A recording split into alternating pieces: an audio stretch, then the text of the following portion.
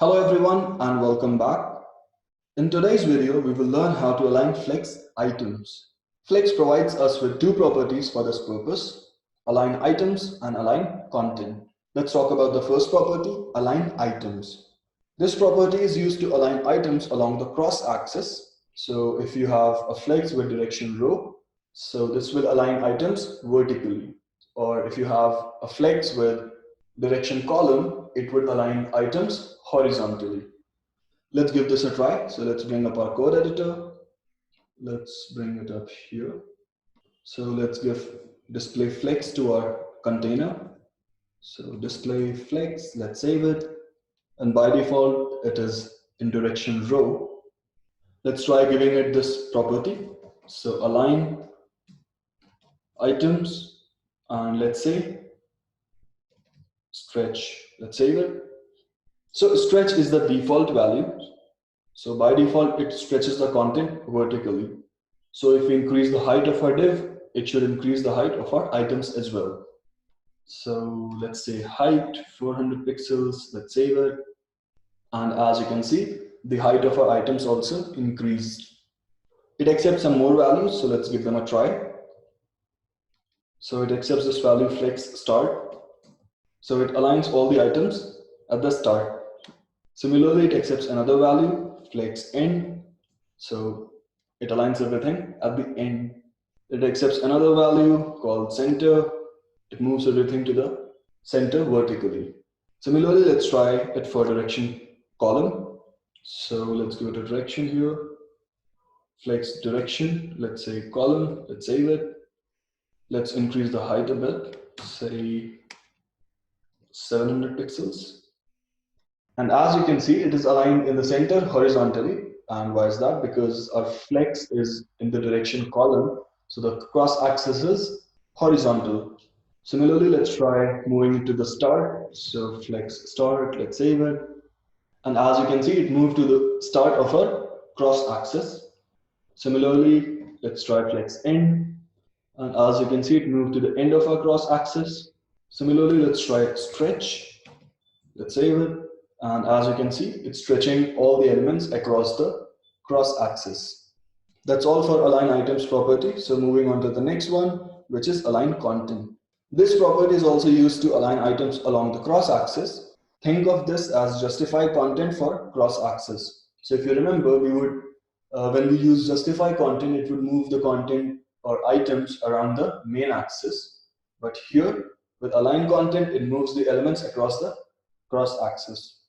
This property works only when there are more than one line of items. So first let's bring it back to normal. So let's change it to row. Let's remove this align items property. Let's remove the height. Let's save it. So let's try this aligned content. So if I say align content and I say center, nothing happens because it needs to have multiple rows. So let's do that. So come in here, let's copy it and paste it here once again.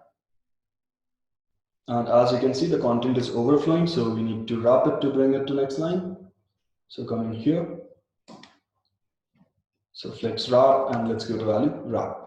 And now as you can see, we've got two rows here, but there isn't any extra space vertically. And because this is a row and we're talking about the cross axis, we need more space vertically. So let's do that. So let's just increase the height, say 700 pixels. Let's save it. And as you can see, the content is in the center of the screen vertically or across the cross axis. Similarly, let's try bringing it to the start. Let's save it.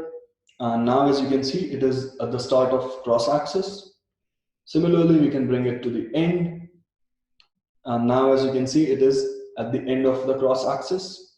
So just like we had a space between and space around in justify content, we can have that here as well. Let's say space between, let's save it. And now as you can see, all the extra spaces between these two rows. Similarly, we can have space around, let's save it. And now as you can see, all the extra spaces divided around these rows. So some is on the top, some in between, and some at the bottom.